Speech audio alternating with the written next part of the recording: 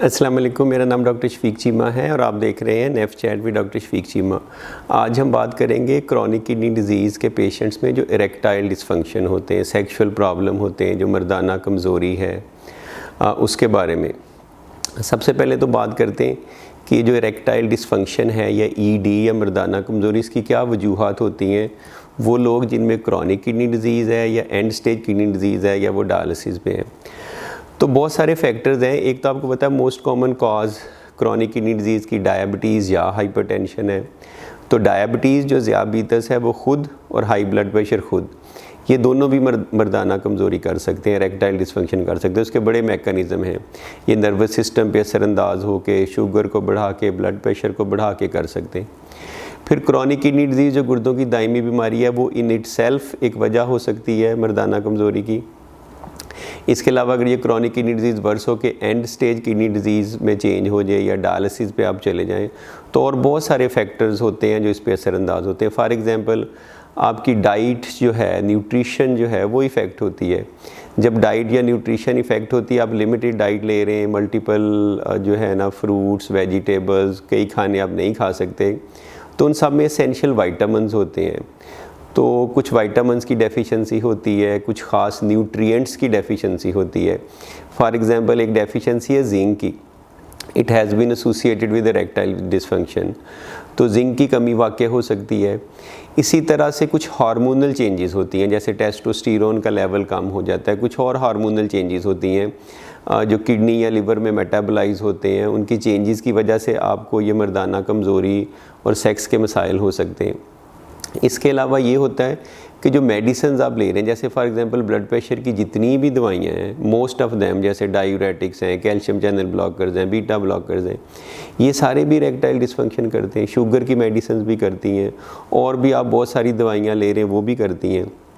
फिर chronic kidney disease के patient में खून की कमी होती है, अनीमिया होता है, फटीग होती है, टायर्डनेस होती है, ब्लड सप्लाई ऑर्गन्स को कम होती है, वो एक वजह बन जाती है। फिर इसी तरह से हाइपर पैराथायराइडिज्म होता है, पीटीएच का लेवल ऊपर जाता है, कैल्शियम फास्फोरस का लेवल डिस्टर्ब होता है, वो भी एक इसकी वजह बन जाती है। इसके अलावा ऑब्वियसली जब आप एंड स्टेज किडनी डिजीज़ है, आप डायलिसिस पे चले गए हैं, तो आपको एंग्जाइटी हो सकती है, स्ट्रेस हो सकता है, डिप्रेशन हो सकता है।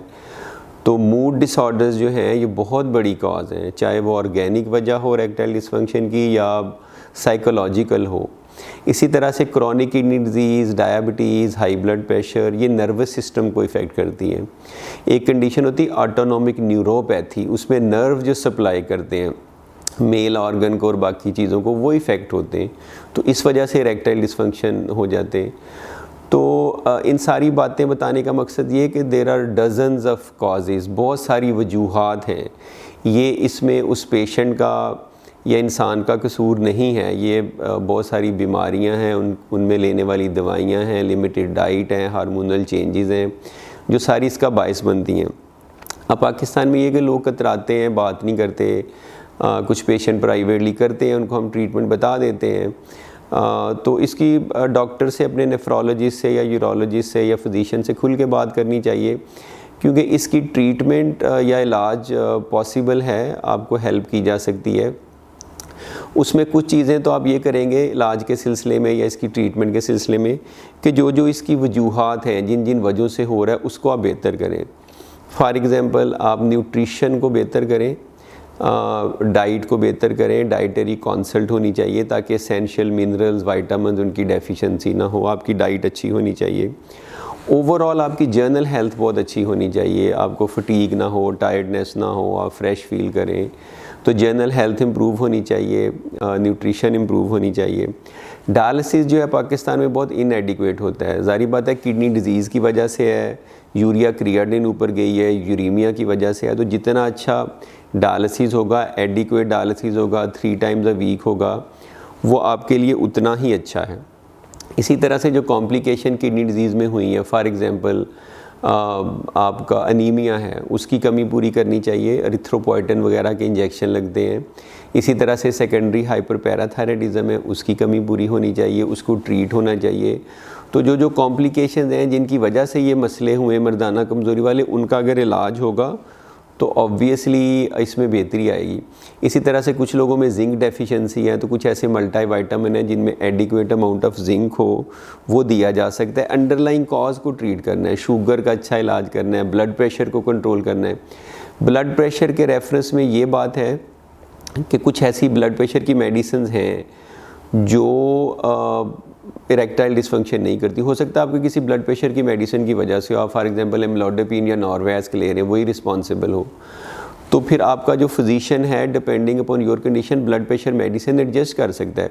जैसे ग्रुप ऑफ मेडिकेशन है एसी इनहिबिटर या एआरबी, जिसमें वेलसार्टन और जेस्ट्रेल और रैमअप्रेल इस टाइप की मेडिसिन आती, वो इरेक्टाइल डिसफंक्शन नहीं करती। इसी तरह से अल्फा ब्लॉकर भी इरेक्टाइल डिसफंक्शन कम करते हैं, लेकिन बाकी ग्रुप्स की मेडिसिन करती हैं। तो आपका नेफ्रोलॉजिस्ट आपकी मेडिसिन इस तरह से एडजस्ट कर सकता है कि इसका चांस कम हो। ये तो ठीक है, अंडरलाइंग सारे मसले मसाइल, nutrition, dialysis, medicine, underlying disease को सही ट्रीट करें। अब काफ़ी केसेस में हमने देखा है कि इसके बावजूद भी बहुत ज़्यादा फ़र्क नहीं पड़ता।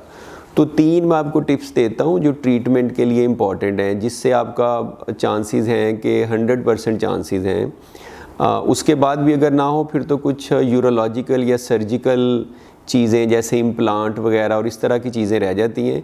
लेकिन 3 चीज़ें और आप कर सकते हैं जिससे आपकी ये मर्दाना कमज़ोरी के जो मसाइल हैं, जिसकी वजह से आपकी लाइफ भी इफ़ेक्ट हो रही है, उसमें बेहतरी आ सके। उसमें एक तो ये कि टेस्टोस्टेरोन का लेवल चेक करें। अगर आपका टेस्टोस्टेरोन का लेवल काफ़ी ज़्यादा है, 3, 350, 400 से कम है, तो फिर इसकी रिप्लेसमेंट हो सकती है। इसके लिए पैचेस मिलते हैं, जेल्स मिलती हैं, इंजेक्शंस मिलते हैं। तो उसका जब लेवल बढ़ेगा तो आपकी लिबाइडो और इरेक्टाइल डिसफंक्शन उसमें इम्प्रूवमेंट आएगी। नंबर 1 तो है कि टेस्टोस्टेरोन का लेवल चेक हो और टेस्टोस्टेरोन रिप्लेसमेंट थेरेपी की जाए। नंबर 2, एक ग्रुप ऑफ मेडिकेशंस हैं जिन्हें हम फास्फोडाइएस्ट्रेज इनहिबिटर्स कहते हैं, जिसमें कॉमनली यूज मेडिसिन है जैसे सियालस है, लेविट्रा है, वैग्रा है। इनका एक ख़ास मैकेनिज़्म है, उस मैकेनिज़्म के तहत ये आपका जो मर्दाना कमज़ोरी वाला मसला है इसको ठीक करती हैं। लेकिन इसमें इम्पॉर्टेंट चीज़ ये कि आपने अपने डॉक्टर से चेक करना है कि आपको लेने में कोई कॉन्ट्राइंडिकेशन तो नहीं है, कोई मसला तो नहीं है। क्योंकि एक जो है वो ग्रुप ऑफ मेडिकेशन है जिन्हें नाइट्रेट्स कहते हैं, अगर उनके साथ लें तो this could be a lethal combination, आपकी डेथ हो सकती है। तो इसलिए आपने अपने नेफ्रोलॉजिस्ट से या कार्डियोलॉजिस्ट से ये ज़रूर पूछना है कि इस ग्रुप की मेडिसिन आप ले सकते हैं, जो usually they are very effective. अगर आप ले सकते हैं, वो इफ़ेक्टिव हैं, तो उसको लेने में कोई हर्ज नहीं है, वो किडनी फंक्शन को ख़राब नहीं करती। अच्छा, तीसरा इसमें जो मेरे ख्याल में बेस्ट थर्ड है, एक तो टेस्टोस्टेरोन का मैंने बताया, दूसरा ये ग्रुप ऑफ मेडिसिन, तीसरा अगर आप डायलिसिस पे हैं, किडनी फेल हो गए, तो ट्रांसप्लांट अगर आप करवाते हैं, आपका नॉर्मल किडनी फंक्शन हो जाता है, तो मोस्ट ऑफ़ द टाइम ये इरेक्टाइल डिसफंक्शन वाला मसला भी हल हो जाता है। तो उम्मीद है आपको ये वीडियो पसंद आई होगी। हमारा चैनल सब्सक्राइब करें, Neph Chat with doctor Shafiq Cheema. Thank you.